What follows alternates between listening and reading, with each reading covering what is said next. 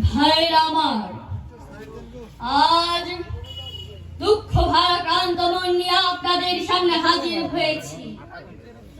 আপনারা সবই জানেন এবং বুঝেন আমরা আমাদের জীবন দিয়ে চেষ্টা করেছি, কিন্তু দুঃখের বিষয় আজ ঢাকা, চট্টগ্রাম, রাজশাহী, খুলনা, রংপুরে আমার ভাইয়ের রক্তে রাজপথ রঞ্জিত হয়েছে।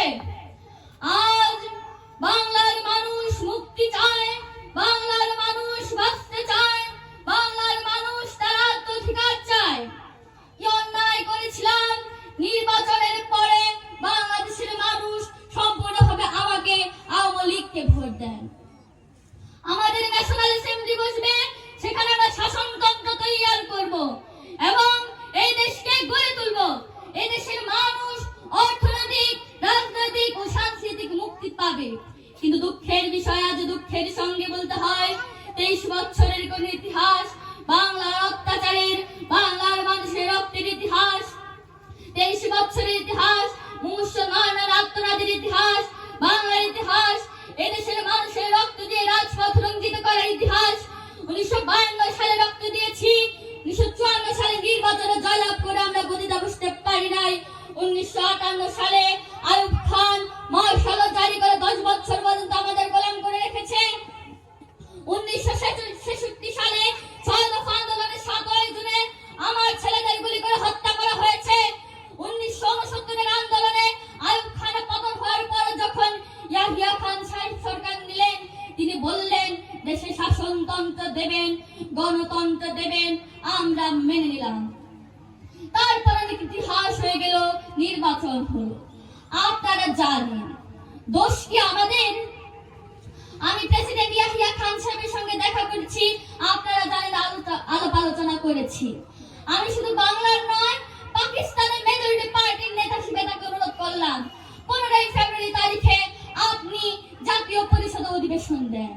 তিনি আমার কথা রাখলেন না, তিনি রাখলেন ভুট্টো সাহেবের কথা। তিনি বললেন প্রথম সপ্তাহে মার্চ মাস হবে, তিনি মেনে নিলেন।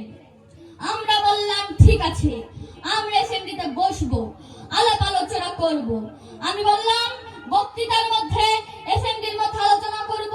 এমনকি আমি এই পর্যন্ত বললাম যদি কেউ ন্যায্য কথা বলে, আমরা সংখ্যায় বেশি হলেও একজন যদি সে হয়, তার ন্যায্য কথা আমরা মেনে নিব। ভাইয়ের আমার, 25 তারিখে অ্যাসেম্বলি কল করেছে, রক্তের দাগ শুকায় নাই। 10 তারিখে বলে দিচ্ছে ওই শহীদের রক্তের দাগের উপর পাড়া দিয়ে আরটিসি মুজিবুর রহমান কিছুটাই যোগদান করতে পারে না।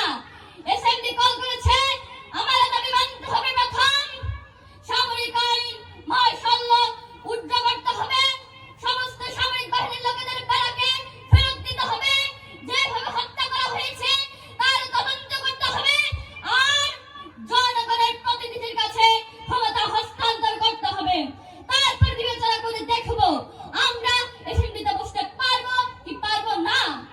এর পূর্বে আমরা অ্যাসেম্বলিতে বসতে পারি না, জনগণ সে অধিকার আমাকে দেয় নাই। ভাইরা আমার, তোমাদের বাবু বিশ্বাস আছে? আমি প্রধানমন্ত্রিত্ব চাই না, আমি জনগণের অধিকার চাই।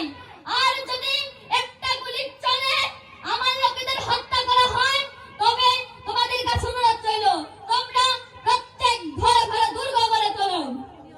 তোমাদের কাছে যা কিছু আছে তাই নিয়ে প্রস্তুত থাকো। মনে রাখবা, রক্ত যখন দিয়েছি, রক্ত আরো দেব। এদেশের মানুষকে মুক্ত করে ছাড়বো ইনশাআল্লাহ। এবারে